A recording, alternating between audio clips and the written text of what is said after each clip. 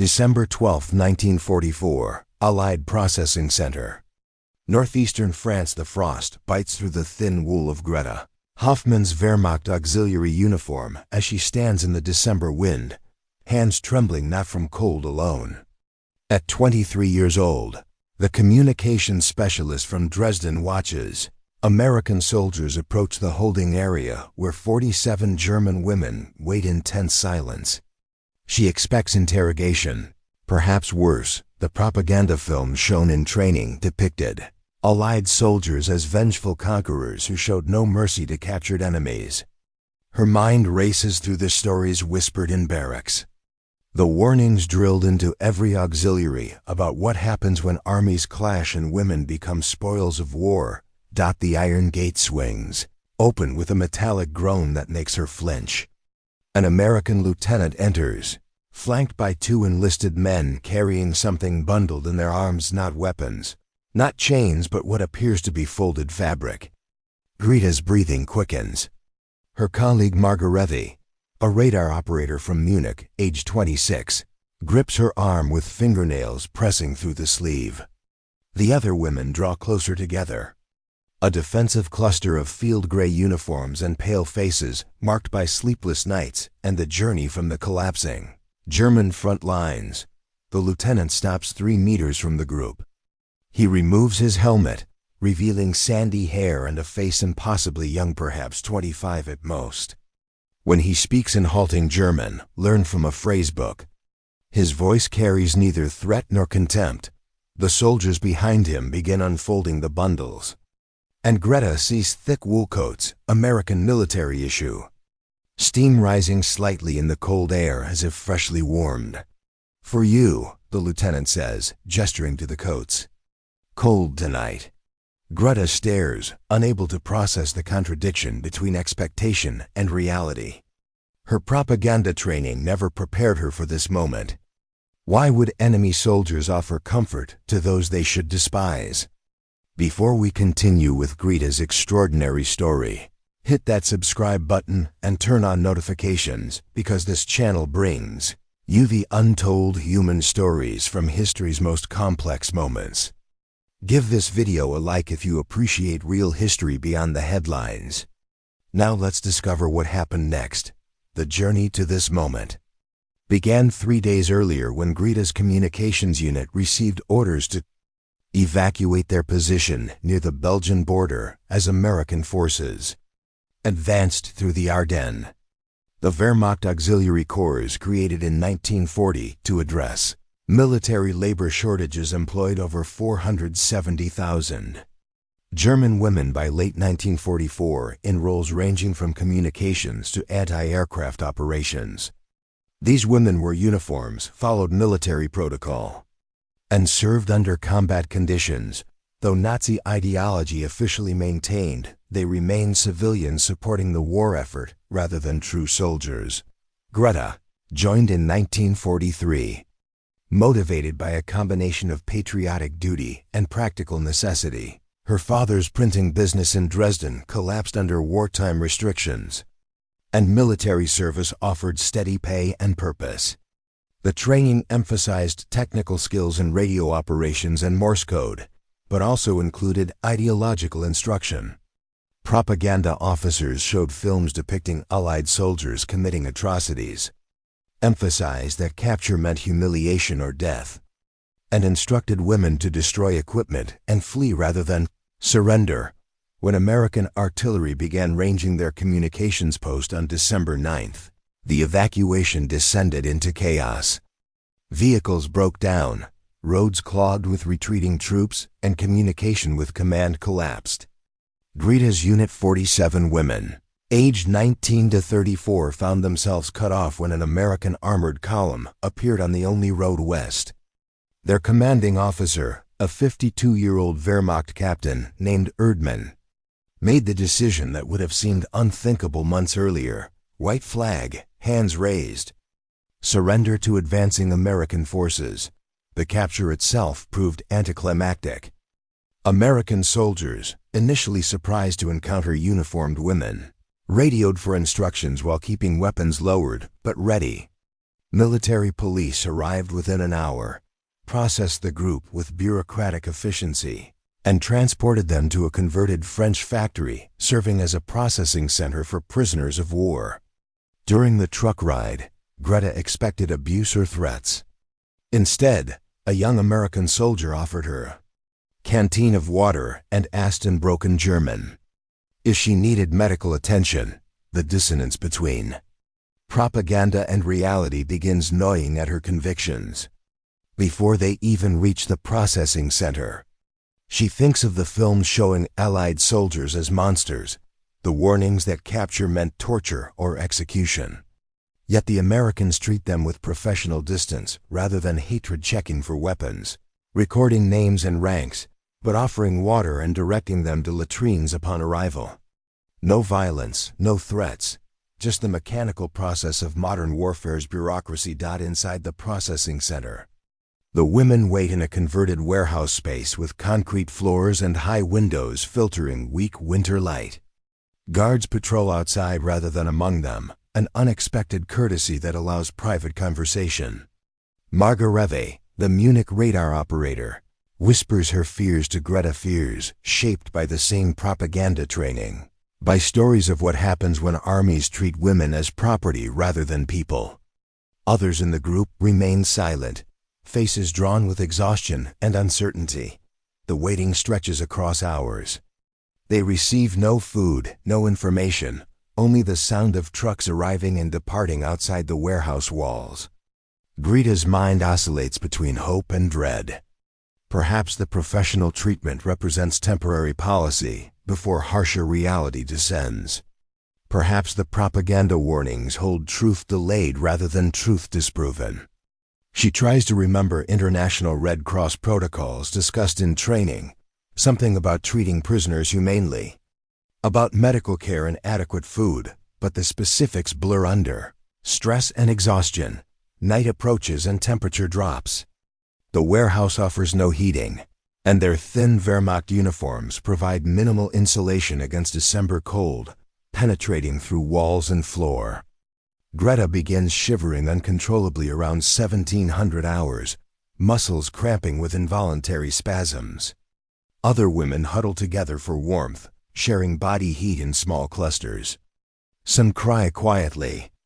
Most simply stare at the darkening windows, waiting for whatever comes next. At 1830 hours, they hear boots approaching, heavy American combat boots striking concrete with military precision. The gate opens. The lieutenant enters with his soldiers carrying those mysterious bundles. And Greta braces herself for the moment her propaganda training warned would come. The moment when professional distance gives way to the cruelty she expects from enemy soldiers, who view captured women as something less than human. But then something unexpected happened that would shatter every assumption Greta carried from her Nazi indoctrination. The American lieutenant doesn't issue threats or demands. Instead, he instructs his soldiers to begin distributing the wool coats to each woman individually. These aren't prisoner garments or symbolic humiliation uniforms. They're genuine U.S. Army winter coats. Heavy wool with fleece lining, the same equipment issued to American troops facing European winter conditions.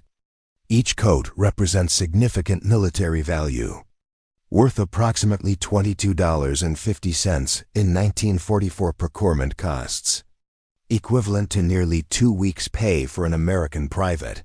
A young soldier, perhaps 20 years old with Illinois farm boy features and red cheeks from cold, approaches Greta directly. He holds out a coat sized for her frame, having apparently assessed measurements before distribution.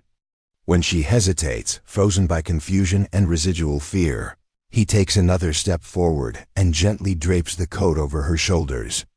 The wool radiates warmth from where it had been stored near heating equipment, and the sensation breaks through her shock like sunlight through storm clouds. "It's okay," the soldier says in English, then repeats in clumsy German, "Ist gut, warm." Greta's hands instinctively clutch the coat's edges, pulling the fabric around her shivering body. The warmth seeps through her thin uniform into muscles cramped from hours of cold. But the physical comfort registers as secondary to the psychological earthquake, now reshaping her understanding of this war. These enemies, everything her training told her to expect. Enemy soldiers don't provide comfort to captured prisoners. Conquerors don't offer warmth to those they despise. Yet here stands empirical evidence contradicting ideological certainty. Around her, similar scenes unfold. Margarethe accepts a coat with tears streaming down her face, unable to articulate the relief flooding through her. A 19-year-old telephone operator from Hamburg, named Sophie, clutches her coat like a life preserver, whispering "Danke" repeatedly to the American soldier who helped her into the sleeves. Even the older women, those in their 30s with harder faces and deeper cynicism, show visible emotion as warmth replaces cold and kindness contradicts expectation. The lieutenant, through his phrase book and halting German, explains that hot food will arrive within the hour. Medical personnel will examine anyone who needs attention. Tomorrow they'll transfer to a proper POW facility with heated barracks, adequate sanitation, and regular meals. He lists these provisions matter-of-factly, as if providing humane treatment to captured enemies represents standard procedure rather than remarkable mercy. Greta's worldview cracks like ice under spring thaw.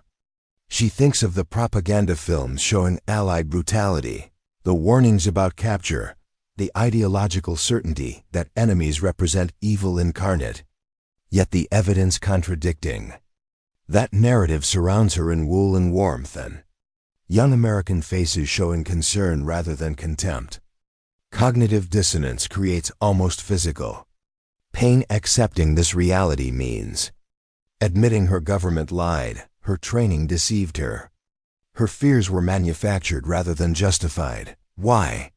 She asks the lieutenant in German, knowing he probably cannot understand. Why are you doing this? He catches the tone if not the words, and responds through his phrasebook, Geneva Convention. You are soldiers. We treat soldiers with respect. The answer introduces another shock, recognition of their status as legitimate prisoners of war rather than civilians or criminals. The 1929 Geneva Convention established protocols for POW treatment, requiring adequate food, shelter, medical care, and protection from public curiosity or violence. Germany ratified this convention, as did the United States, creating mutual obligations between signatory nations. By acknowledging the German women as soldiers entitled to convention protections, the Americans affirmed their humanity and rights rather than treating them as exceptions or lesser beings. As promised, hot food arrives 50 minutes later. American field rations, canned stew heated over portable burners, accompanied by bread, coffee, and packets of sugar. The portions exceed German military rations by significant margins. While Wehrmacht troops received approximately 2,500 calories daily in theory, often less in practice by late 1944, American rations provided 3,200 to 4,000 calories to maintain soldier health and performance. The abundance astonishes prisoners accustomed to shrinking portions and ersatz substitutes. Greta sits on the concrete floor, wrapped in her American coat, eating beef stew that tastes impossibly rich after months of watered soup and black bread. The coffee, real coffee, not the chicory substitute common in Germany since 1942, provides warmth and mild euphoria from caffeine her system hasn't processed in years. She notices the American soldiers eating identical rations nearby, neither hoarding superior food nor flaunting abundance. They're sharing military provisions with captured enemies as if this represents normal human decency rather than extraordinary charity. Margarethe sits beside her, coat buttoned to the chin, tears dried but eyes still red. I thought they would hurt us, she whispers. Everything we learned, everything they told us. I was so afraid. I know, Greta responds quietly. I was too. The admission feels dangerous even now, as if speaking relief might curse it away. But around them, 47 German women wear American coats and eat American food, and begin processing the reality that propaganda lied. The enemy proves more humane than their own government's portrayal. The war's ideological certainties crumble under the weight of empirical kindness.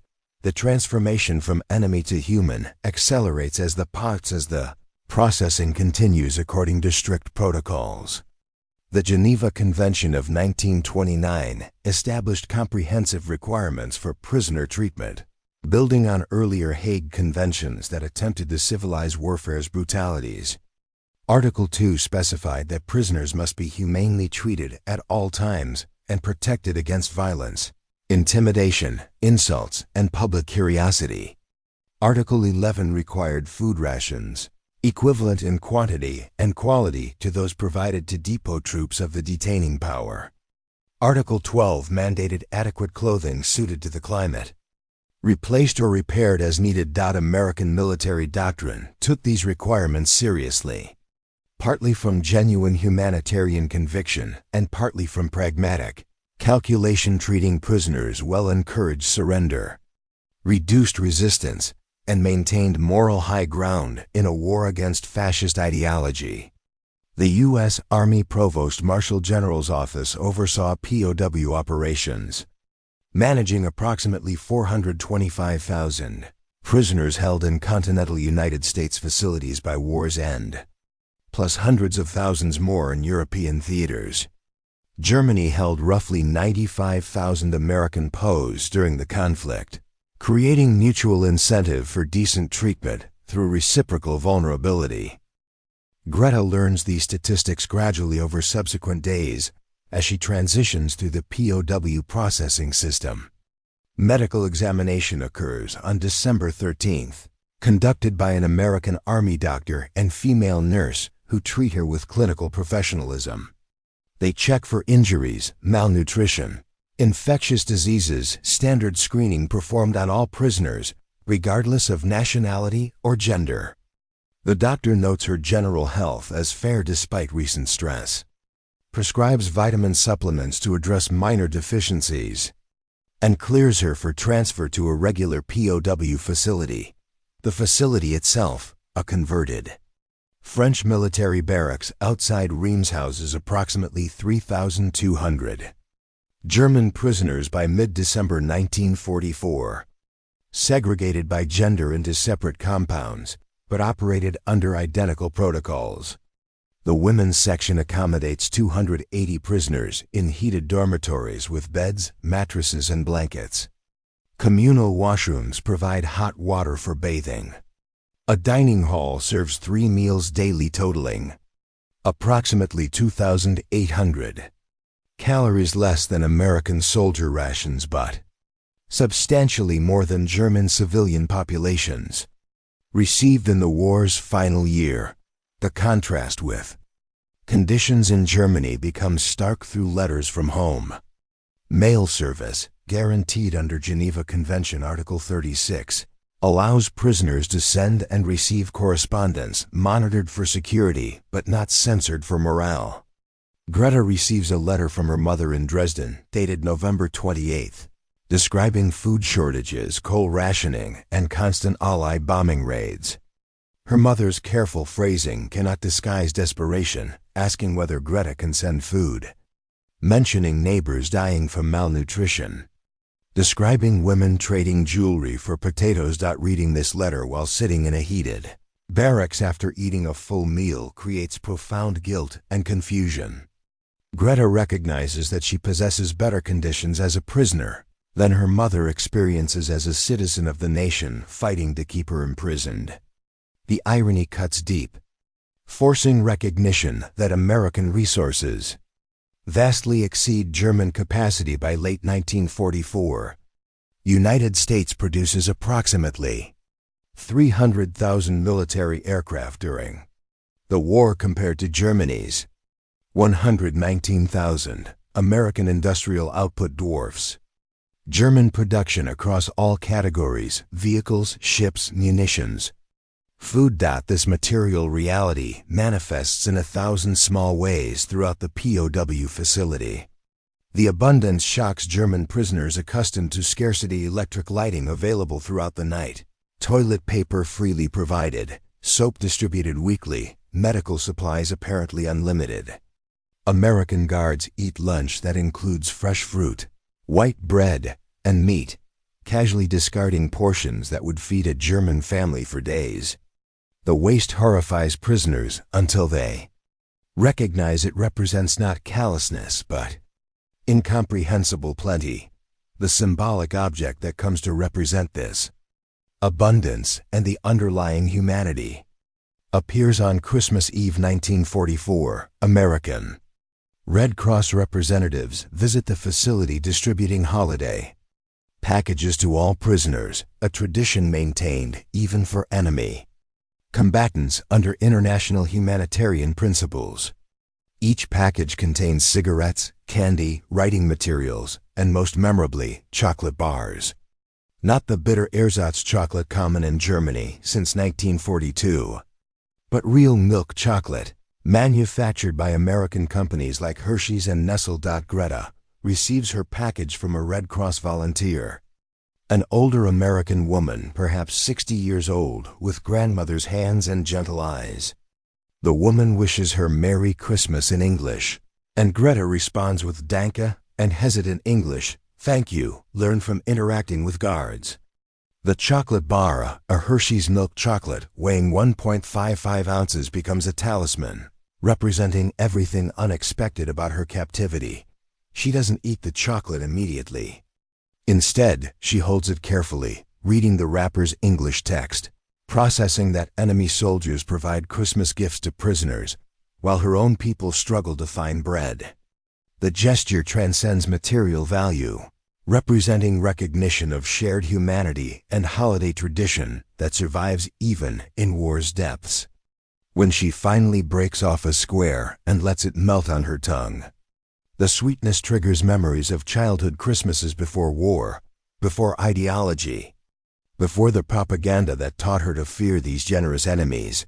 Around her, other women experience similar revelations.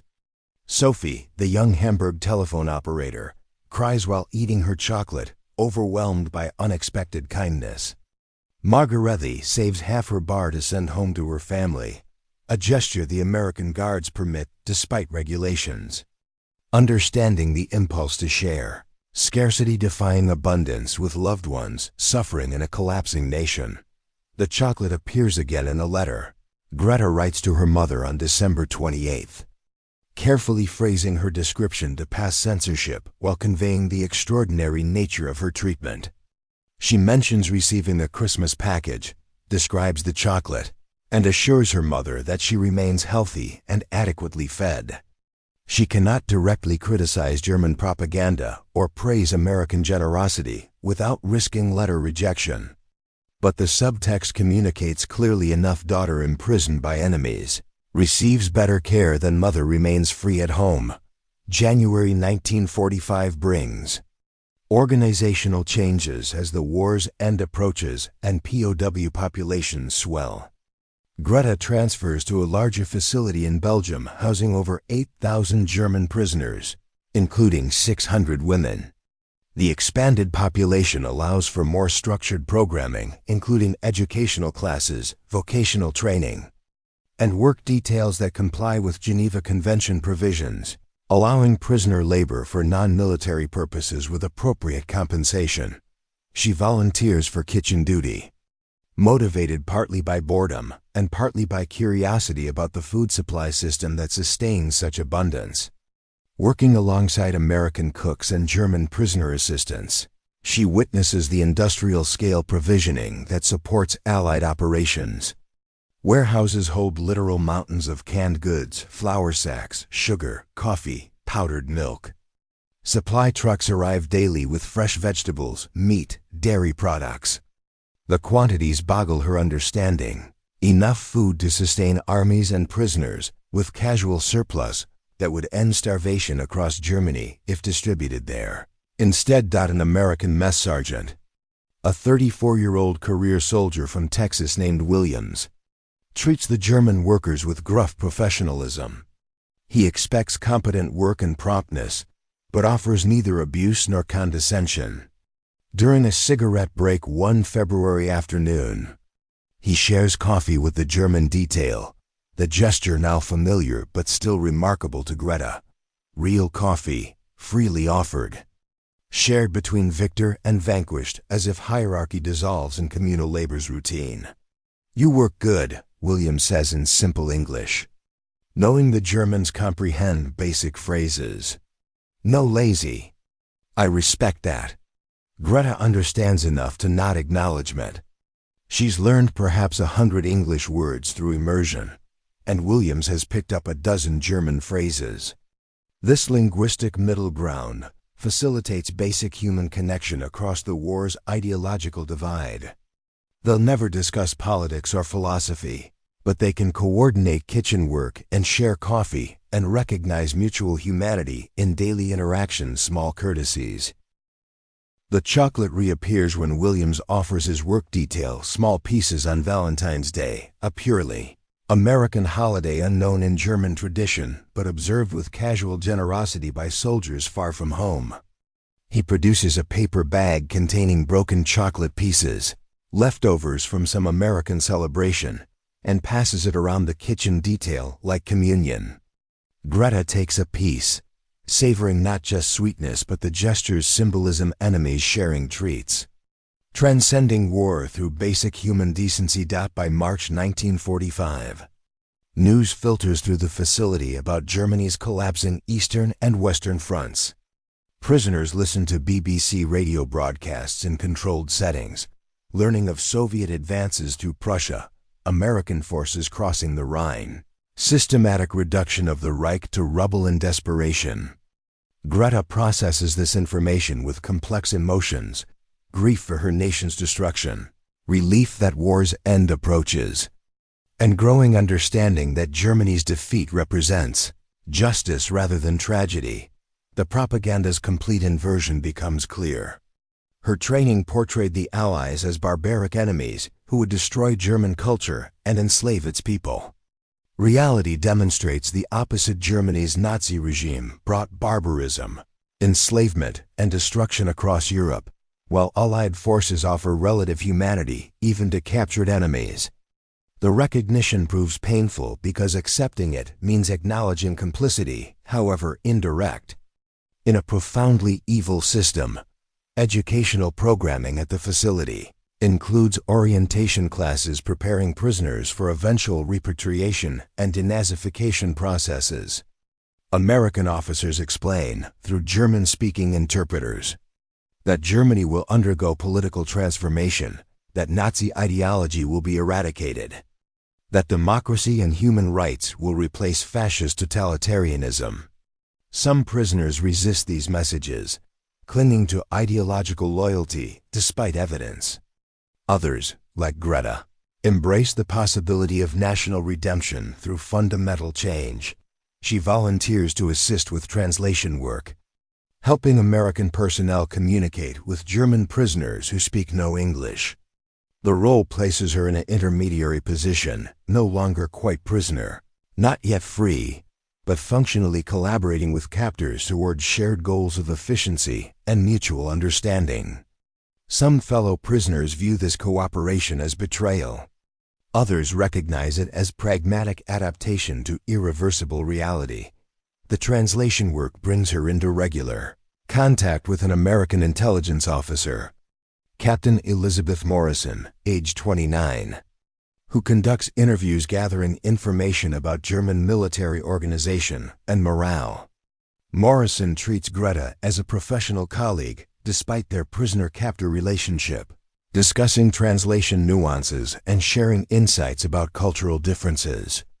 The interaction models the post-war possibility of equals, collaborating across national boundaries without hierarchy determined by military victory. On April 15th, news arrives that Soviet and American forces discovered Nazi concentration camps Bergen-Belsen, Buchenwald, Dachau, revealing systematic murder of millions. American officers organize mandatory viewings of documentary footage for all German POWs, forcing confrontation with the regime's ultimate crimes. Greta watches images of skeletal survivors and mass graves and industrial-scale death, and experiences shame so profound it physically nauseates her. Did you know? Captain Morrison asks afterward, voice carefully neutral. No, Greta responds truthfully. We heard rumors. Anti-Semitic policies. Labor camps. But not this. Not systematic murder. Not millions. She pauses, struggling with language and emotion. Or maybe we chose not to know. Not to ask questions that might require horrible answers. Morrison nods slowly. That's honest. More honest than many. She pulls out chocolate, another Hershey's bar, the symbolic object returning at this crucial moment, and offers half to Greta. The war's almost over.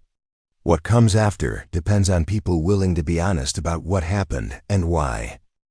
They share the chocolate in heavy silence, two women from enemy nations confronting genocide's reality together. The sweetness tastes bitter now, corrupted by knowledge of atrocities committed while ordinary Germans like Greta served their duties without acknowledging the system's evil core.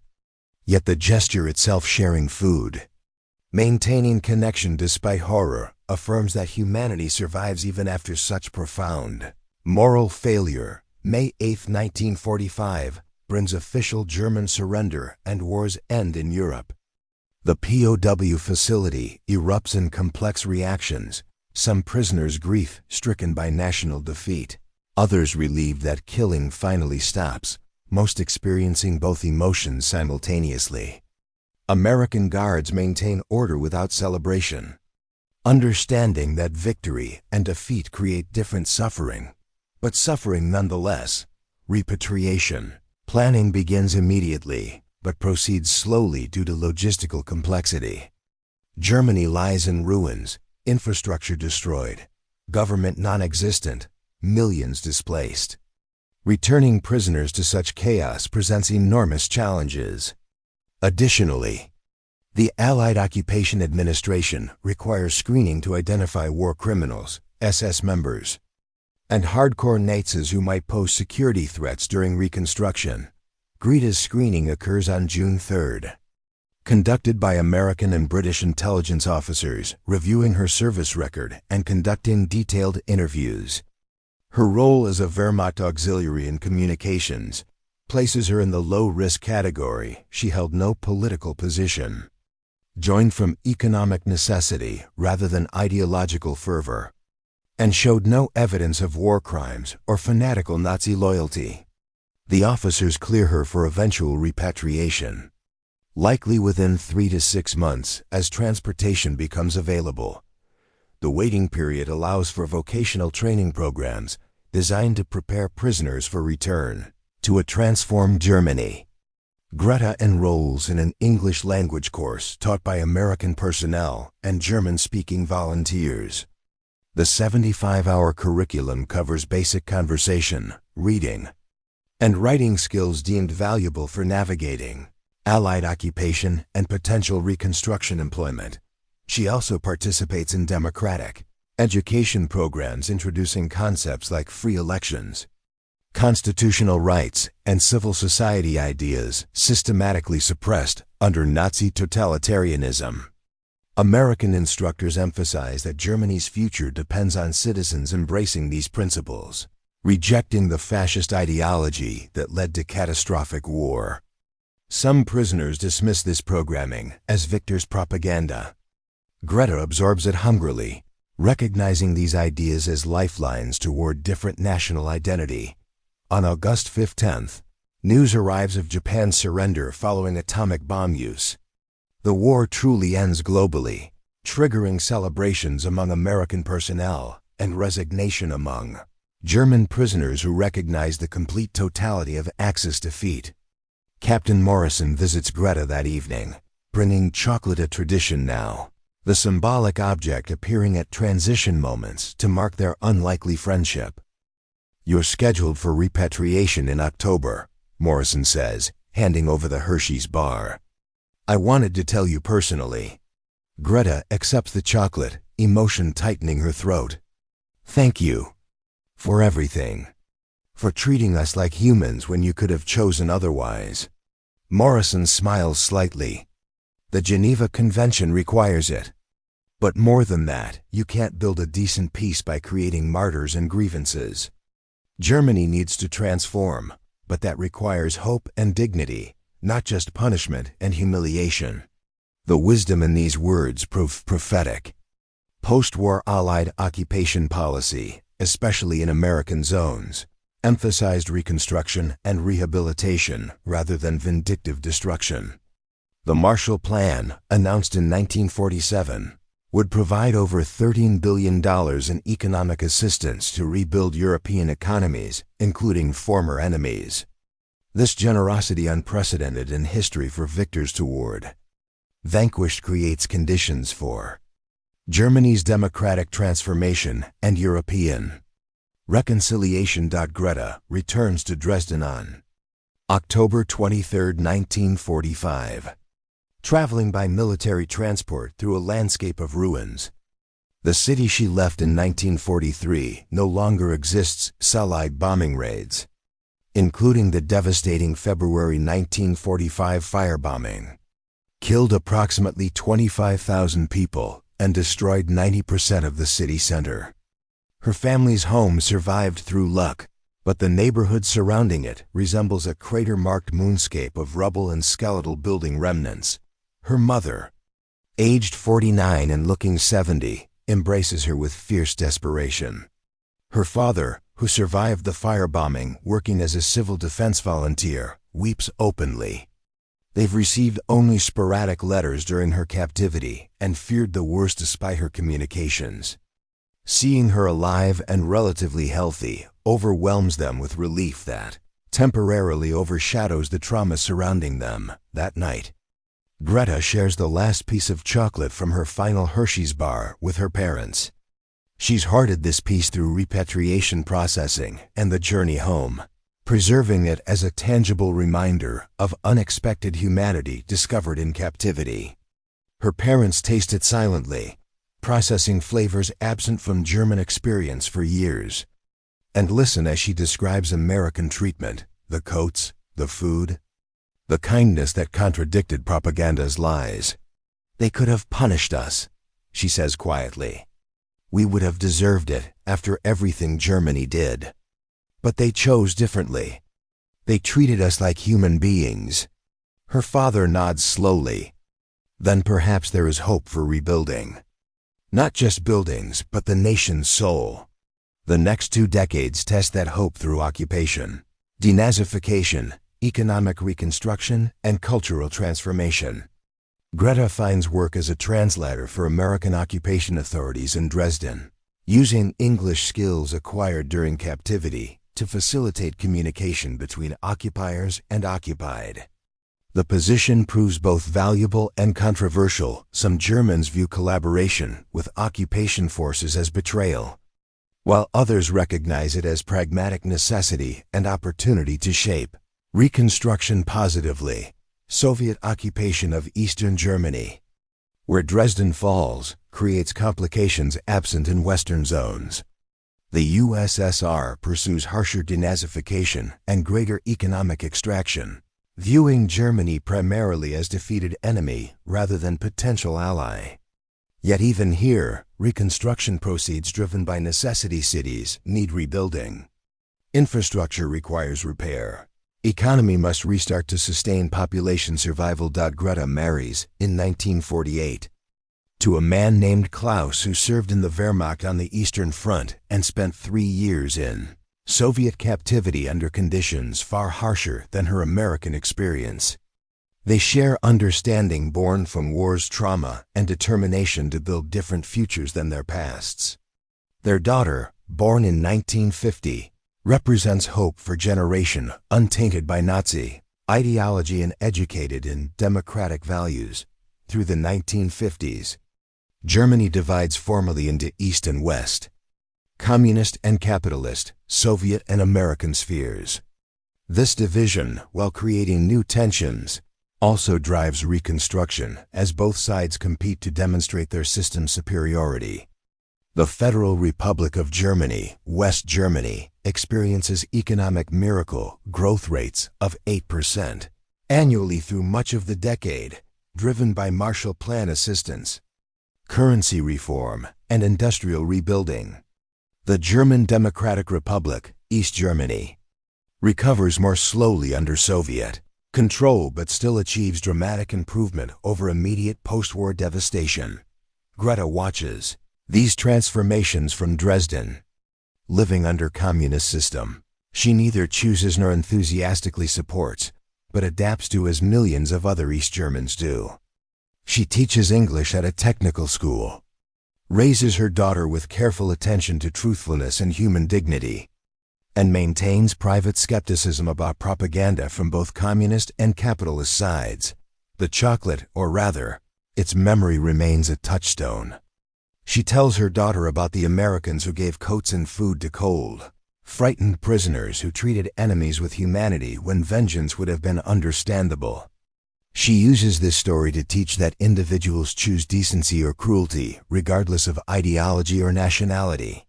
That propaganda always lies about enemies being monsters rather than humans. And that dignity matters even and especially in times of conflict and fear. If you're finding value in these deeply researched human stories from history, this is the perfect moment to share this video with someone who appreciates real history. Drop a comment below telling us which part of Greta's story resonated most with you.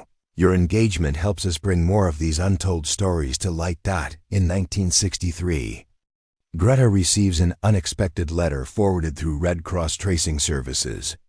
Captain Elizabeth Morrison, now a civilian working as a university professor in California, writes seeking to reconnect with the German woman who served as her translator during those chaotic months ending World War II. Morrison describes her life, mentions visiting Germany in summer 1964 for academic conference in West Berlin, and asks if Greta might be able to travel there for a reunion.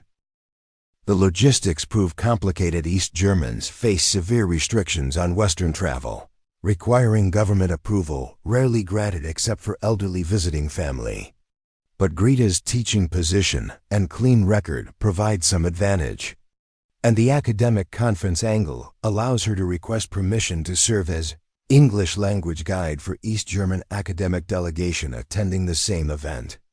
After months of bureaucratic maneuvering and considerable luck, approval comes through. 20 years after that December evening in northeastern France when American soldiers brought warm coats to cold, frightened prisoners, Greta Hoffmann crosses through Checkpoint Charlie into West Berlin, the city's division into Soviet and Allied sectors.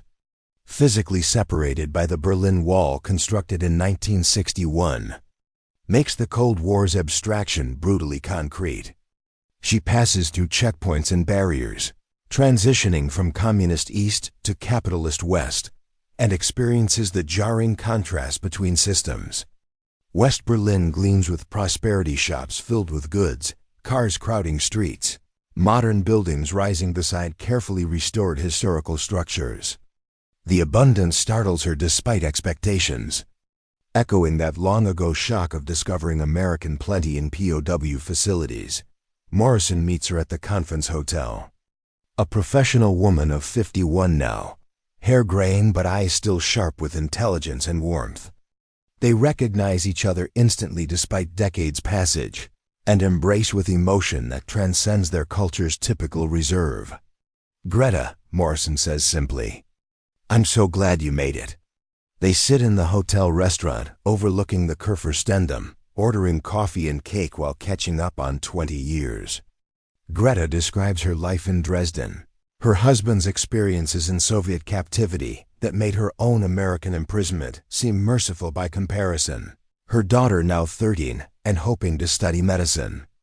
Morrison shares her academic career, 3 children, and ongoing research on post-war reconstruction and reconciliation.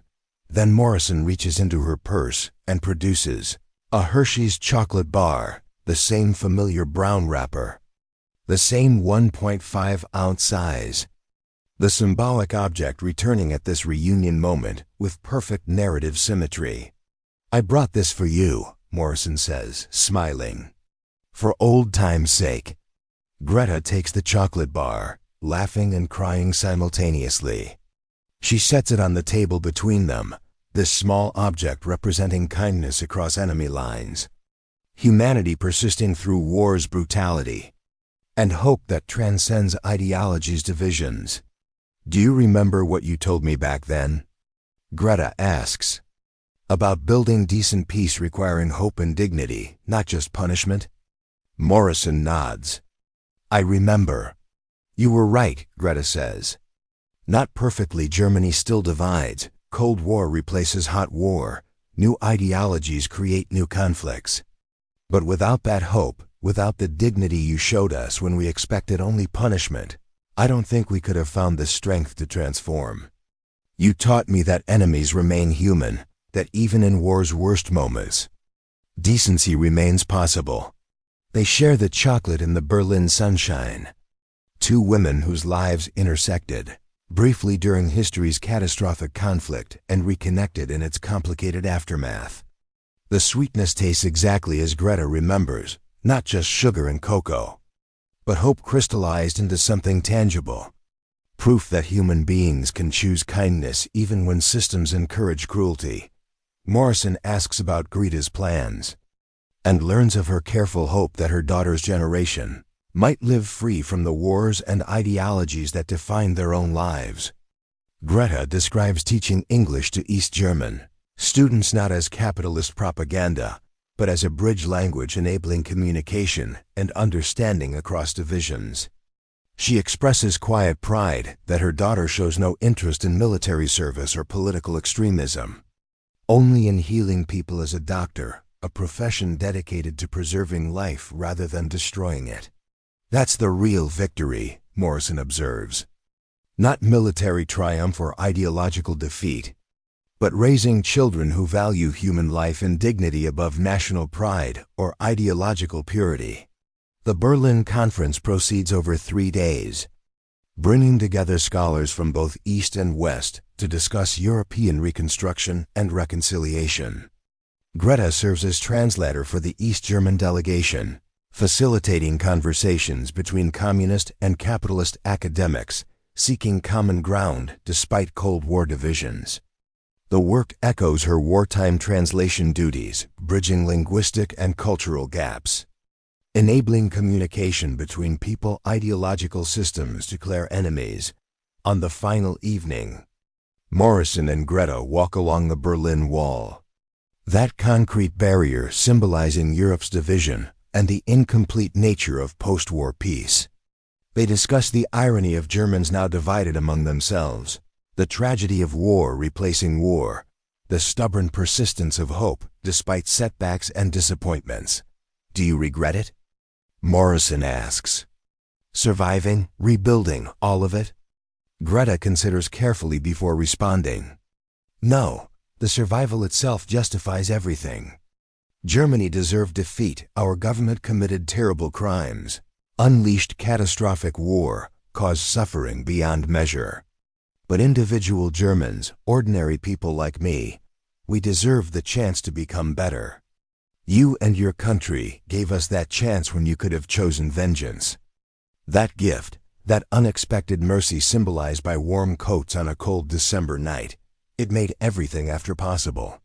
They stand silently before the wall. Two women whose unlikely friendship transcended war's hatreds and survived ideology's divisions. Behind them, West Berlin glows with prosperity and freedom. Before them, the wall blocks view of East Berlin and the different system governing Greta's daily life. Yet even this barrier cannot erase the connection forged 2 decades ago when young Americans chose humanity over hatred, kindness over cruelty, dignity over destruction. Greta returns to Dresden carrying memories, renewed hope, and 24 Hershey's chocolate bars Morrison pressed upon her as parting gifts. She shares these carefully with family and close friends, using each distribution to retell the story of American coats and unexpected humanity.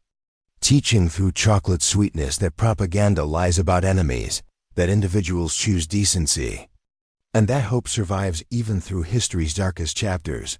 The lesson of that cold December evening in 1944 echoes across decades and conflicts, even in war's depths. Even when ideologies declare eternal enmity, individual human beings can choose to see enemies as people, to treat prisoners with dignity, to offer coats and chocolate and kindness that transcend official hatreds. The 47 German women who expected punishment but received warmth carried that lesson home to a devastated nation, teaching through their survival that transformation remains possible, that former enemies can become friends, and that the future need not repeat the past's tragedies. Greta Hoffmann's story reminds us that wars end not with final victories or total defeats, but with choices to punish or rebuild, to hate or understand, to perpetuate cycles of violence or break them through unexpected mercy. The chocolate bar, that simple symbol of American abundance and generosity, represents something profound: the power of small kindnesses to reshape narratives, to contradict propaganda's lies, and to plant seeds of reconciliation that bloom across generations. When we face modern conflicts and ideological divisions, when propaganda paints enemies as monsters and systems demand hatred, perhaps we should remember those American soldiers carrying warm coats to cold prisoners on a December night. Remember that humanity persists even in war's depths. Remember that treating enemies with dignity doesn't represent weakness, but the highest form of strength, the courage to remain decent when cruelty would be easier, to see human beings when systems see only enemies, to plant hope where others cultivate hate. That choice, repeated across millions of individual moments, determines whether we learn from history's catastrophes or remain condemned to repeat them. And sometimes that choice begins with something as simple as offering a coat to someone cold, or chocolate to someone who expected only punishment. If this story moved you, don't keep it to yourself. Share it with friends, family, or anyone who needs a reminder that humanity can triumph even in history's darkest hours. And if you haven't already, subscribe and hit that notification bell so you never miss these powerful untold stories. Thank you for watching, and remember, history isn't just about what happened, it's about what we choose to learn from it.